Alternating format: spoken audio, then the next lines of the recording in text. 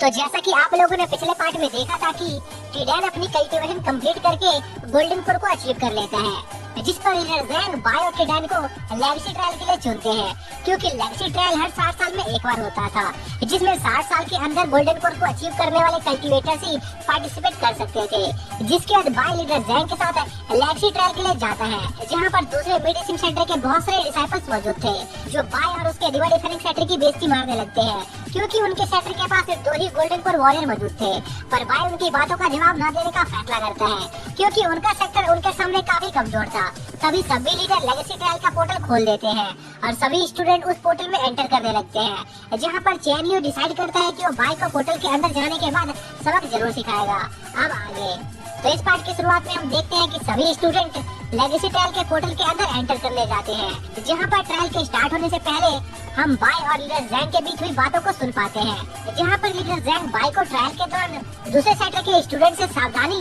और दूरी बनाए रखने को कहते हैं, क्योंकि उनका सेक्टर काफी ज्यादा कमजोर था, इसलिए हो सकता था कि वो लोग उनके सेक्टर को टारगेट करें। इसलिए लीडर ज़ैंग चाहते थे कि बाय ट्रायल के दौरान ज्यादा से ज्यादा अपनी सेफ्टी को प्रायोरिटी दे और कम से कम एक सील ही हासिल करने की कोशिश करे, क्योंकि उससे उनके सेक्टर को काम चलाने लायक रिसोर्सेस मिल जाएगा। जिसके बाद हम देखते हैं कि लेगेसी ट्रायल स्टार्ट हो जाता है, जिसके 2 स्टेजेस थे और उस पूरे ट्रायल के दौरान सभी पार्टिसिपेंट को एक दूसरे पर जानलेवा हमला करना मना था और वो लोग एक दूसरे पर डायरेक्ट अटैक भी नहीं कर सकते थे। फिर हमें पता चलता है कि लेगेसी ट्रायल का फर्स्ट स्टेज एक रेस होती है, जिसे कंप्लीट करने पर सेकंड स्टेज स्टार्ट होगा और उस ट्रायल में फर्स्ट आने वाले स्टूडेंट को सबसे पहले सीएस तक जाने का मौका मिलने वाला था। जो सुनकर स्टार रिवर कोर्ट के डिसाइपल्स तुरंत उस रेस को जीतने के लिए अपनी स्वॉर्ड पर उड़कर फिनिश लाइन की तरफ जाने लगते हैं और उन्हें लग रहा होता है कि ये ट्रायल काफी ज्यादा आसान है, लेकिन उन्हें जल्दी पता चल जाता है कि वो लोग उड़कर उस ट्रायल को कंप्लीट नहीं कर सकते थे, क्योंकि उस डायमेंशन में उड़ने पर रेस्ट्रिक्शन लगी हुई थी। जो देखकर स्टार रिवर कोर्ट के डिसाइपल्स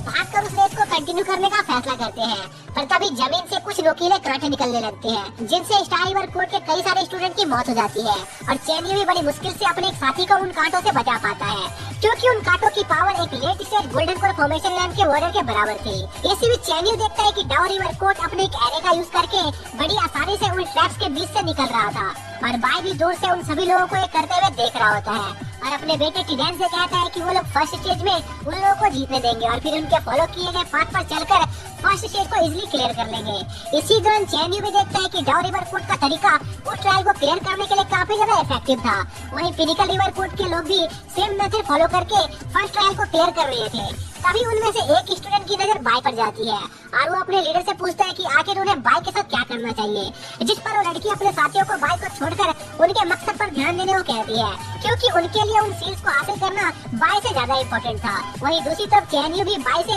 काफी सारी सील्स कलेक्ट करने के बाद निपटने का फैसला करता है, जिस पर बाय जोर जोर से चिल्लाकर चेनयू से कहता है कि चेनयू को उसकी चिंता करने की कोई जरूरत नहीं है, क्योंकि वो उन लोगों से पंगा नहीं लेने वाला। जिसके बाद बाय भी उस रेस में पार्टिसिपेट करने के लिए तैयारी करने लगता है और अपने जूते उतार लेता है। इसी बीच हम दूसरे सेक्टर के स्टूडेंट को देखते हैं, जिन्हें उन ट्रैप से निपटने में काफी ज्यादा मुश्किलें आ रही थी और स्टार रिवर कोर्ट भी बड़ी मुश्किल के साथ उन ट्रैप्स को पार करके रेस को खत्म कर पाते हैं। पर तभी चेनयू देखता है कि बाय उनसे पहले ही फिनिश लाइन पर पहुंच गया था, जिस पर उन्हें लगता है कि बाय ने फिनिश लाइन पर उनसे पहले पहुंचने के लिए जरूर कोई चीटिंग की होगी। पर बाय उन्हें बताता है कि उसने इस रेस को जीतने के लिए कोई चीटिंग नहीं की थी और वो भी उनकी तरह कई सारे ट्रैप से मरते मरते बचा था। पर चेनयू को बाय की बातों पर बिल्कुल भी भरोसा नहीं होता है, इसलिए वो बाय की तरफ अटैक करता है, पर क्योंकि उस ट्रायल के दौरान पार्टिसिपेंट पर डायरेक्ट अटैक करना मना था, इसलिए चेनयू बाय के आसपास अटैक करके बाय के आसपास मौजूद सभी ट्रैप्स को एक्टिवेट करके बाय को जान से मारने की कोशिश करने लगता है। पर तभी चेनयू बाय को देखकर काफी ज्यादा हैरान होता है, क्योंकि बाय उन सभी ट्रैप्स को बड़ी आसानी से डॉज कर रहा था,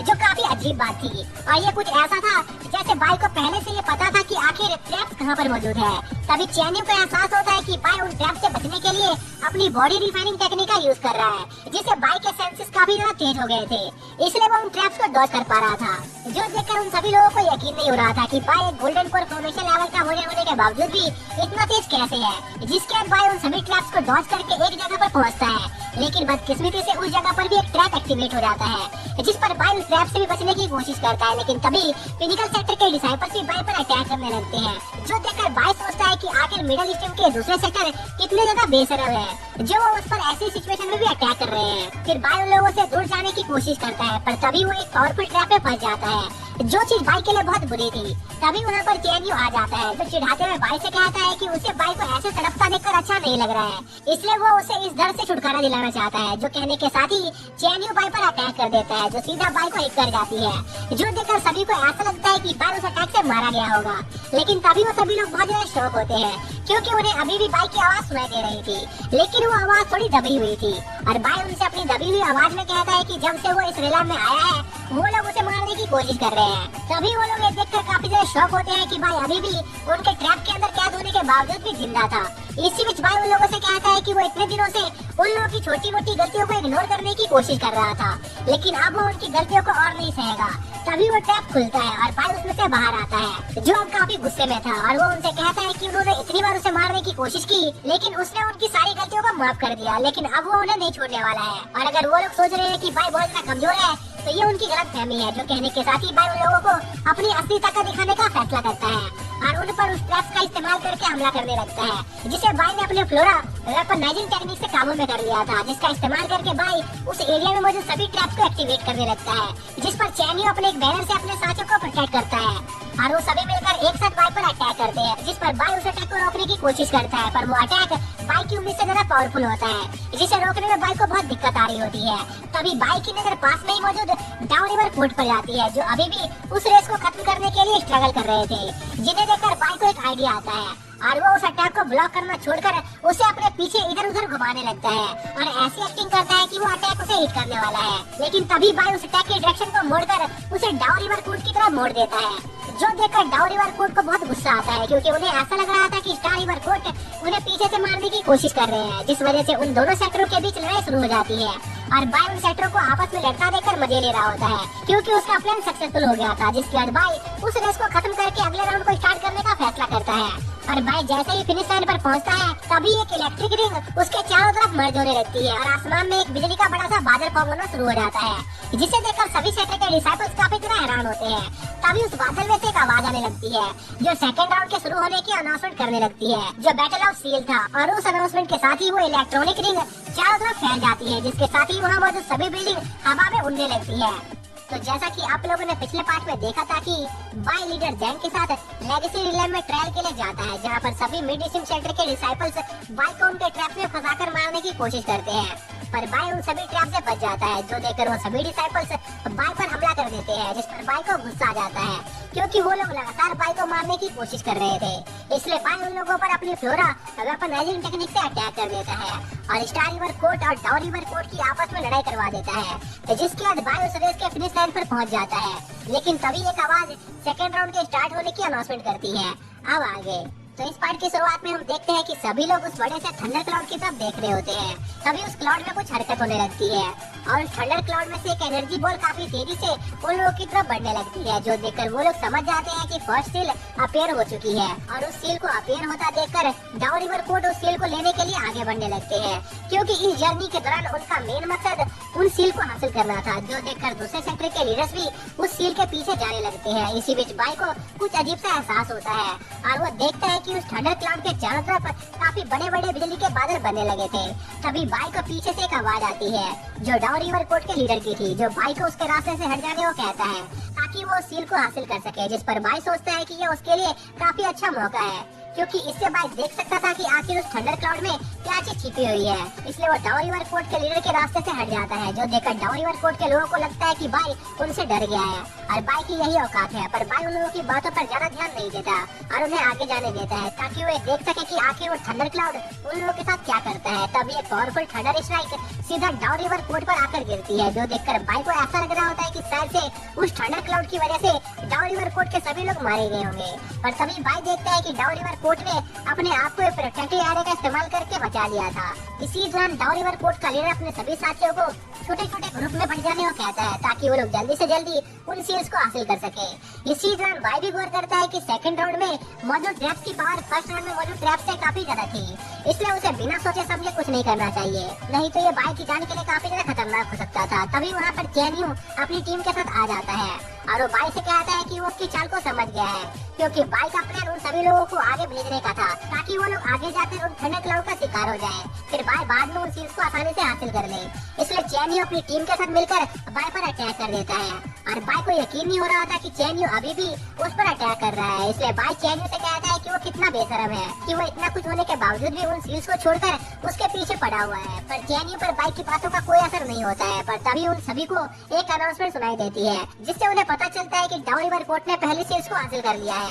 और अब वो लोग फ्लोटिंग रीजन की तरफ बढ़ रहे हैं। जो सुनकर चैन यू सोचने पड़ जाता है कि उसे बाई के साथ लड़कर यहाँ समय बर्बाद करना चाहिए या फिर उसे डाउ रिवर से पहले उन सील्स को हासिल करने की कोशिश करनी चाहिए, जिस पर चैन यू बाई का पीछा छोड़ देता है और डाउ रिवर कोर्ट का पीछा करने लगता है। इसी दौरान हम डाउ रिवर कोर्ट का सीन देखते हैं जो बड़ी आसानी के साथ सभी ट्रैप्स को क्लियर करके आगे बढ़ रहे होते हैं। तभी सेकंड स्टेज का सेकंड ट्रैप एक्टिवेट हो जाता है और आसमान से बहुत सारे मीटरआइट उनकी तरफ गिरने लगते हैं, जो देखकर बाई सोचता है कि ऐसे ट्रैप्स को सिर्फ एक पूरी टीम ही रोक सकती है और बाई को अकेले उन ट्रैप से निपटने में काफी दिक्कत आएगी। इसी दौरान डाउ रिवर कोर्ट अपने एक एरे का यूज करके वहाँ पर एक जायंट को समन करते हैं और उसकी मदद से फ्लोटिंग रीजन की पहली सील को भी हासिल करने में कामयाब हो जाते हैं, जिसके साथ ही हम बाहर मौजूद सभी सेक्टर के लीडर्स को देखते हैं जो काफी देर से सेलिंग मैन्यूमेंट को देख रहे थे। तभी सीलिंग मैन्यूमेंट पर लिखा एक वर्ड अचानक से चमकने लगता है जो कि डाउ रिवर कोर्ट के सैंक्शन में लिखा हुआ था, जो देखकर सभी लीडर समझ जाते हैं कि डाउ रिवर कोर्ट पहली सील को हासिल करने में कामयाब हो चुके हैं और जैसे जैसे सेक्टर अपने सील्स को कैप्चर करने में कामयाब रहेंगे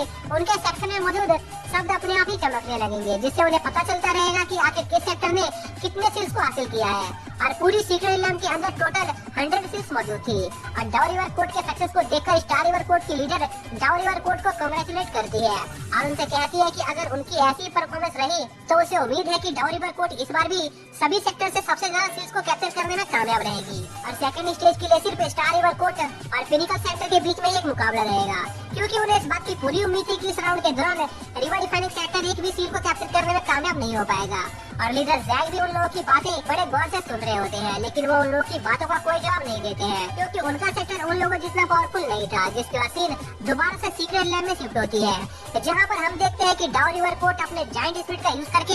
धीरे धीरे मैन्यूमेंट्स ऑफ सील की तरफ बढ़ रहे थे, जिस दौरान डाउ रिवर कोर्ट का लीडर अपने सभी साथियों को उनके एरे पर और ज्यादा फोकस करने को कहता है, क्योंकि जैसे जैसे वो लोग मैन्यूमेंट के सील के पास जाते रहेंगे उस रिलैम में मौजूद ट्रैप्स उतने ही ज्यादा पावरफुल होते रहेंगे, इसलिए उन्हें उनके डिफेंस को और ज्यादा स्ट्रॉन्ग बनाने की जरूरत पड़ेगी। और डाउ रिवर कोर्ट का लीडर अपने साथियों को हौसला बढ़ाने के लिए उनसे कहता है कि इस बैटल को जीतने के बाद वो सभी ये बात साबित कर देंगे कि उनका सेक्टर मिड ईस्ट में मौजूद सबसे पावरफुल सेक्टर है, जो सुनकर डाउ रिवर कोर्ट के सभी डिसाइपल्स को काफी ज्यादा जोश आ जाता है। इसी फिनिकल रिवर कोर्ट की टीम लीडर डाउ रिवर कोर्ट को तेजी से सीलिंग मैन्यूमेंट की तरफ जाते हुए देखती है, जिस पर वो लोग भी उनका पीछा करने का फैसला करते हैं और अपनी पावर कंबाइन करके वहाँ पर पिनिकल रिवर स्कल को समन करते हैं, जो देखकर चैन यू भी उनसे पीछे न रहने का फैसला करता है और स्टार रिवर कोर्ट के मम्मी को समन करता है। फिर वो सभी सेक्टर तेजी से सीलिंग मैन्यूमेंट की तरफ बढ़ने लगते हैं, जहाँ पर स्टार रिवर कोर्ट एक सील को कैप्चर करने वाले होते हैं, पर तभी पिनिकल रिवर स्कल बीच में आकर उनके सील को चुरा लेता है, जो देखकर चैन यू पिनिकल रिवर कोर्ट को धमकी देने लगता है कि अगर उन लोगों ने दोबारा से ऐसा किया तो वो उन्हें छोड़ेगा नहीं। पर पिनिकल रिवर कोर्ट को उसकी धमकी से कोई फर्क नहीं पड़ता है, जिस पर उन सेक्टरों की आपस में बहस होने लगती है